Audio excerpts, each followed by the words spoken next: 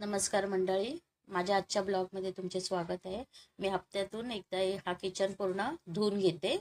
तर मी हा किचन पूर्ण क्लीन केलेला आहे, सर्व भांडी लावलेली आहेत। त्याबरोबरच मी हे हप्त्याभराची भाजी भिजत घालते। कडधान्य ही एक मटकी घातले आणि मी सफेद वाटाणा बघा भिजायला ठेवला आहे। हे भिजून मग मी मोड काढायला ठेवणार आहे। आणि रात्रीच्या जेवणासाठी हे मी चिकन केलेले आहे, त्याच्याबरोबर मी रायता बनवते। रायत्यासाठी कांदा, टोमॅटो आणि काकडी मी कट करून घेतले। ही माझी दही पण लावलेली असते, कारण मला दही कोणत्या याच्यात टाकायला लागते। तर मी दही टाकून हे माझा रायता रेडी झालेला आहे। त्यात मीठ टाकलेलं आहे आणि बघा रायता चांगला ढवळून घेतलेला आहे मी व्यवस्थित। हा माझा रायता रेडी झालेला आहे।